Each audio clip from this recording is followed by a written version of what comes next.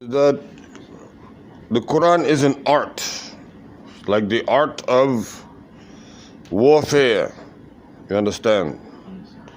And whenever you think that you have something better than the art of the Quran, as a Muslim, as one who says, Ashhadu an la ilaha illallah, Ashhadu anna Muhammadan abduhu wa rasuluhu, then that's where, you get further and further away from the Quran, and in fact, you started your first step towards shirk. Because the Prophet Muhammad alayhi salatu wasalam lives by the Quran, and you're not only derailing yourself from the way he lived and the way he practiced, but now you also believe that you have something better than that was given to him. So that is the greatest miracle, as the solving stamp for everything. So this is the importance when you say you're going to take any step towards Quranic reading. Understand that this is an art, and if you do not abide by the fundamentals, the foundations of the art, then you're definitely likely to be in the arena of kufr or shirk, or easily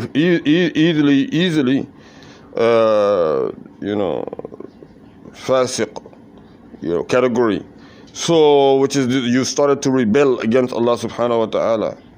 This is the reason why, again, if you decide, you understand that you are a believer in Allah subhanahu wa ta'ala, you will rush towards his knowledge and his soul better than you would rush towards anything in life, because this life is only temporary, and he tells you, and you know that the day is going to be coming when يَوْمَ يَفِرُّ الْمَرْءُ مِنْ أَخِيهِ وَأُمِّهِ. People will be running away from the brother, from their siblings. People will be running away from their mothers. Mothers will be running away from their children, and their neighbors will be running away, and the children also will be running away from them. So you take more the Quran and you uphold the Quran, because memorizing it is an art, that clearly everybody knows. But what is more of an art is the practicing of what you know. So if you said that you recited Surah Bayyinah, you actually have to make sure that you completed the homework, not on just Surah Bayyinah. And no one just said that you're supposed to recite Surah Bayyinah, but you have to do the Bayyinah thoroughly with sharh. You have to know the huruf maqtu' and the huruf al-mawsul. And really you should also know the Shamsi and Qamariya words, because that is a very, very, very, very far distance for you not to have known. And you need to know the sun and the moon words. You also need to know the tajweed rules. If you say you got to Bayyinah, because from Bayyinah to Nas, you have over 85% of tajweed rules already there. So to proceed, you have to build your foundation. You have to make sure that the makhraj is there, the tajweed is there, and you have to make sure that you understand, the structure of the words, so that you can proceed. Otherwise, what you know today is easily lost tomorrow, because you do not practice. So the one who does not practice cannot retain the knowledge and the information.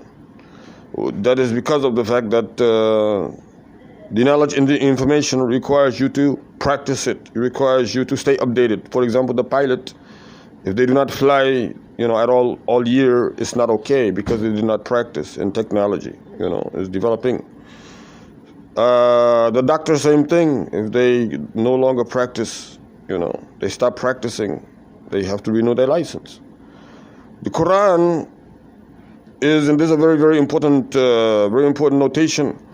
Those who drop out of Quran schools, Quran tahfiz, one who drops out of tahfiz, this is an astronaut, because the Quran comes from Allah subhanahu wa ta'ala, and so as they were practicing the Quran, they were with Allah subhanahu wa ta'ala. But as they dropped, they stopped in the middle of some skies and they became astronauts. But that's a good saying. And in that case, of course, we have to reiterate.